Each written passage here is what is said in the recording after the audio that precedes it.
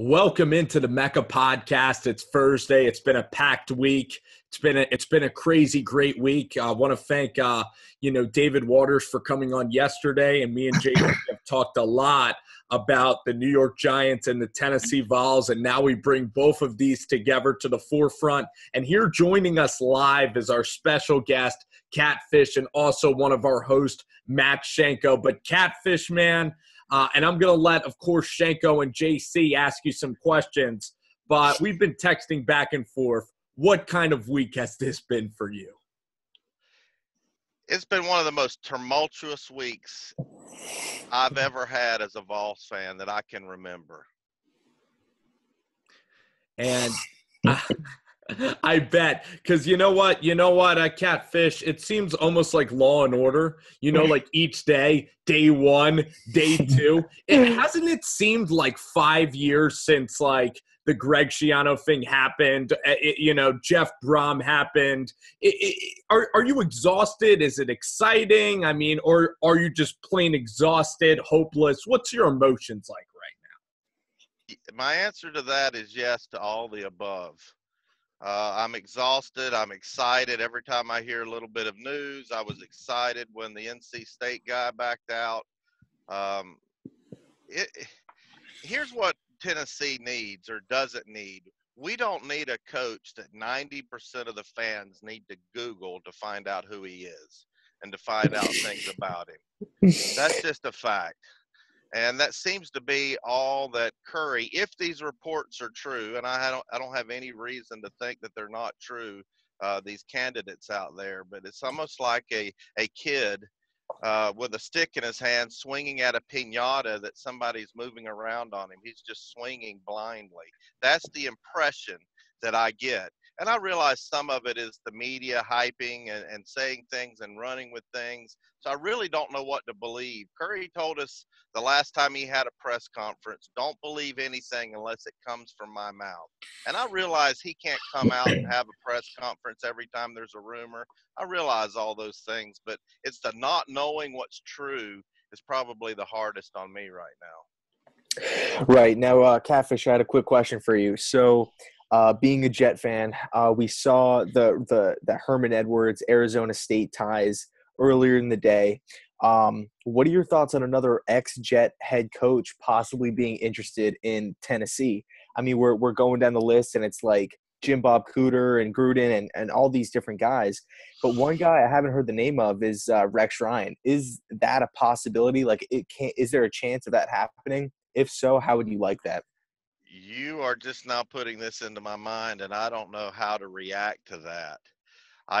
There's a lot about Rex that I like, and there's some things that make me cringe a little bit, and I don't know if it's what our program needs. Our program doesn't need a circus, and that's what would happen if we got a Lane Kiffin. He may be dynamite, and he may be great, but the circus he would have if he came back to the place that he jilted in the middle of the night would just be a distraction, and I don't think he would quite be able to handle it in a proper way. So we don't need a circus, I guess, is my answer. And I'm not sure what Rex would bring in that area or wouldn't bring with him, but I think there would be a little bit of a circus with Rex, in my opinion. Gotcha. Hey, Catfish, I wanted to ask you this question, okay? Because I'll admit, like, I kind of almost feel like I'm like almost a designated Tennessee fan. Like, I just feel so bad for the program. I'm sort of turning into a Vols fan with all this talk because I thought the Schiano uprising was incredible. But here's what I'm going to ask you, okay? So when the Schiano uprising happened, it was like it was incredible, right, Catfish? It was amazing to see the fans revolt. It's never been done before. But now, with the Dave Duran NC State hire, the national media thinks that Tennessee is like this spoiled bunch of crybaby fan base that like goes home to mom or cries wolf. So is it a challenge with the next hire, like even if it's a bad hire, for you guys to kind of like, be polite, be on your best behavior? Because here's the analogy. It's like your mom sends you to a sleepaway camp that's terrible. And then you're like, Mom, please get me out of this sleepaway camp. And then she sends you to another sleepaway camp. Do you guys kind of are thinking now, you don't want to be the boy who cried wolf sort of thing? Well, before I answer that, I'm starting to wonder if John Curry isn't an Alabama plant. uh, here's what seems to be happening. If you would have told the majority or asked the majority of the Vols fans out there, 2 or 3 weeks ago after we fired Butch Jones, what would you think about Lane Kiffin? They would not accept it at all. But now that all this turmoil and all these ups and downs, turn downs, Mike Gundy, Jeff Brom, and all those things, now you've got people settling, and I'm hearing Lane Kiffin's name thrown out there more and more. And I promise you, if this would have happened before, when Alabama hired Nick Saban, after all those bad coaches that they had over and over, and they would have hired a Greg Schiano, I have to think that this would have happened at other places too. So it's not just a Tennessee thing. This would have happened at Florida. There's a lot of passionate fan bases in the SEC. It just happens to be coming down on us, and it was just a perfect storm. So Catfish, I'm also gonna ask questions. Of course, Shenko and JC, feel free to chime in anytime. But what we're talking, I guess, about Lane Kiffin right now, and I look at the Tennessee job, and I already think it is kind of a circus right now. And I just want a coach that's going to come in here and win at a very high level. And like Kevin Sumlin is an okay hire. I think Kevin Sumlin is a classy guy that's pretty well liked. And I just think that there's a high upside with Lane Kiffin. I really don't want like a mediocre hire. Like the NC State thing would have been awful. But I guess what are some names that you still like? And I guess you wouldn't be okay with a Lane Kiffin because you think it's a circus, Catfish? I'm not sure how I feel about the Lane Kiffin thing. Sometimes when I sit and think about it a while, I'm thinking this might just work. And then when I think about, I see some of the tweets that he's made. He put Kim Jong-il or whatever the Korean dictator's name is in a Tennessee shirt on Twitter. He's always goofing around on Twitter. We need some stability, and we need some good, solid, stable personality in that position right now. But I think Lane Kiffin will get a chance, and he may set his sights on the SEC because of his personality. He likes to troll. I have a feeling that he would love to be in the SEC and play Tennessee and Nick Saban every year. Yeah, that's actually a good point. Yeah, good job, Spence, by bringing up Kevin Sumlin. That's actually my next question. I was going to ask you, Kevin Sumlin obviously was at Texas A&M. Did a great job with recruiting, especially the quarterbacks. Now, I know the quarterbacks kind of, they were transferring all over the place, Kyle Allen and Kyler Murray and whatnot. But overall, Sumlin, he did a pretty damn good job recruiting, getting guys in the building. How do you think he would fit? Like if tomorrow morning we wake up and Kevin Sumlin is hired as a new volunteer head coach, what would be kind of running through your mind? 2 or 3 weeks ago, Kevin Sumlin wasn't on my radar, but only because he's been mentioned here lately. I started thinking about it. I do think he's a good coach. I do not know what kind of a problem he ran into at Texas A&M. I have to wonder if it's something behind the scenes with some boosters in the athletic department. I think it was. Sorry to cut you off. I think it was a lot of like fake promises, making promises that he can't fulfill or follow through on. And it was just like he was kind of almost like he was putting on masks for tons of different people. That's what I think the main reason is.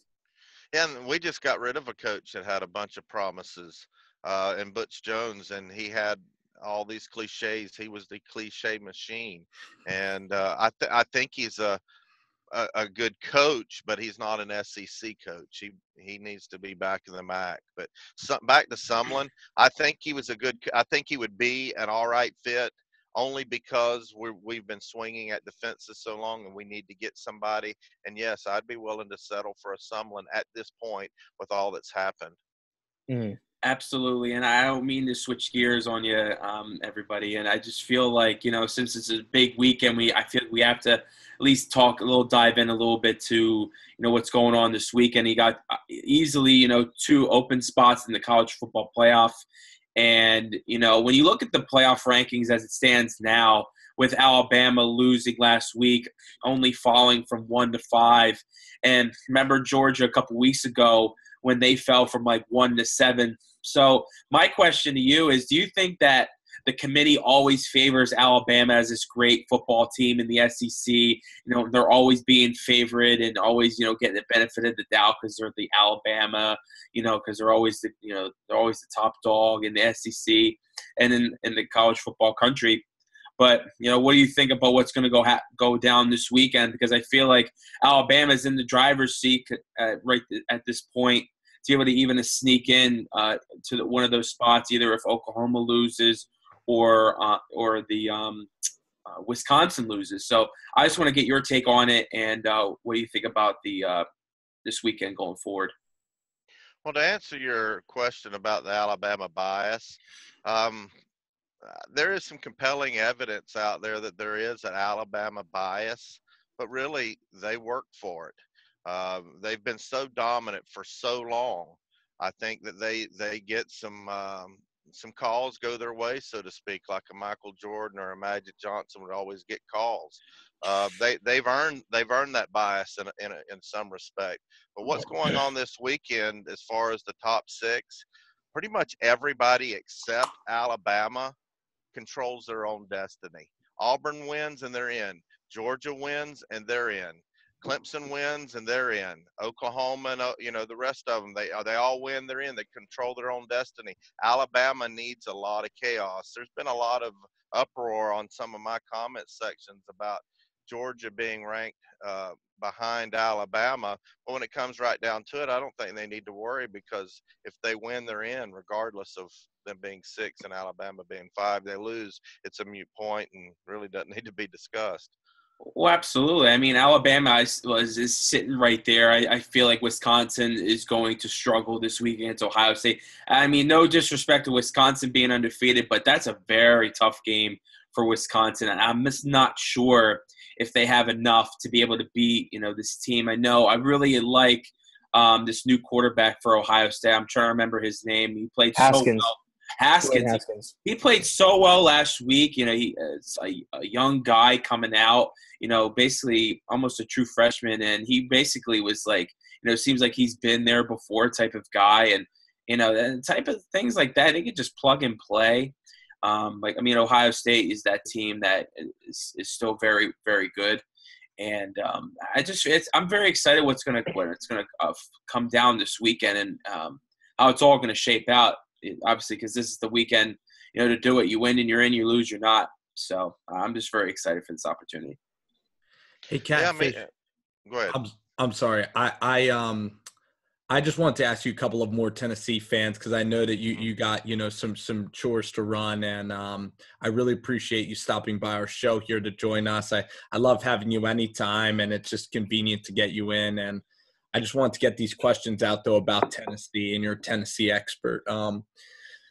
So, the whole Greg Schiano thing happened, and the national media is just piling down on the Vol fans and saying, like, what did you guys expect? And your program's now a dumpster fire, and nobody's going to want to go there, and the job is so unattractive. What do you say to those claims that the Tennessee job is so turbulent and unattractive because of them, rising up against Schiano? And ironically, Catfish, if they didn't rise up against Schiano, you guys would be stuck with Schiano anyway. Yeah, it was a danged if you do and a danged if you don't situation, but we've had enough. Enough is enough. We're tired of mediocrity. We're tired of reaching for a coach. We're tired of other people's cast-offs. We're tired of the third and fourth person on our list taking the job. And I do have a lot of empathy for Schiano. I think there is a small element, but it seems to be the only element that you see on TV are the ones that are calling him a child rapist and a covered up rape and all these things. That was totally uncalled for, what they put on the rock, and I really just now found out about that. But the other Tennessee fans that took to Twitter that got their legislatures involved and just stood up and said enough is enough, I'm super proud to be a Vol fan, and I think that sometimes you have to do things like that. I would much have rather have had a situation where we wouldn't be forced into that, but at least I know that the passion is still there for our program, and we're not so apathetic as people think, and we're just resigned to losing. I'll never, ever, ever accept defeat before a kickoff. Ever in my life. I don't care if we're playing Alabama, but there was some elements in our fan base that were talking about, hey, they were giving up before the game even started. So I'm glad to see that excitement and that passion and on display. I just wish there wasn't so much negative press that went with it. Go ahead, Spence. Were you going to say something? I have one question after you go, JC, that I'm gonna save for Catfish too. But I of course, go ahead. Okay, yeah, Catfish. This is my last fall question for you. So, out of the remaining coaches, I mean, I almost sound like a broken record with the whole coaching talk. So, I do apologize. But being the volunteer expert, if you could if you were the AD, and you can pick out any of these guys that are being rumored, who would you kind of go after, and how come? The list is so evolving. I don't even know what the current list of candidates are right now. Good point. Good point. I've always been on the Brent Venables bandwagon. I see that he's a candidate for the Arkansas job. He even interviewed at Mississippi State. So that tells me that he's accepting of being a head coach right now. And I do not know why. Maybe John Curry has contacted him, and maybe there's something behind the scenes going on, or it didn't work out or whatever.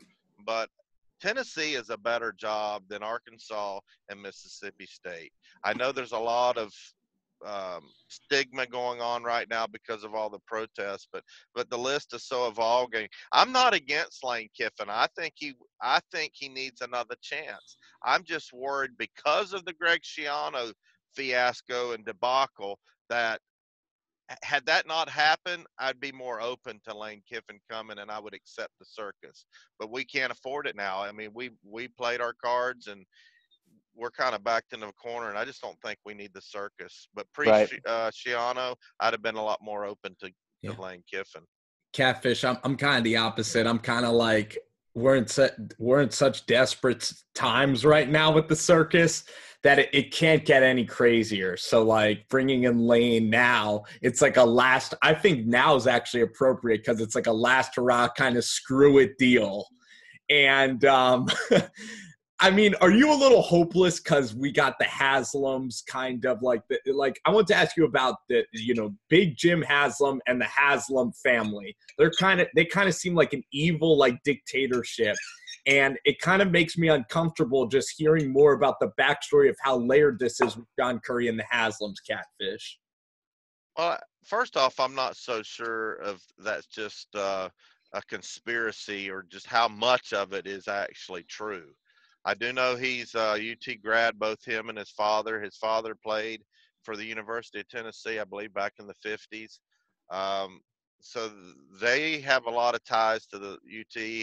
The old man, Haslam, donated $32 million to the program here a few years ago. So they're a big booster, and like it or not, boosters call shots.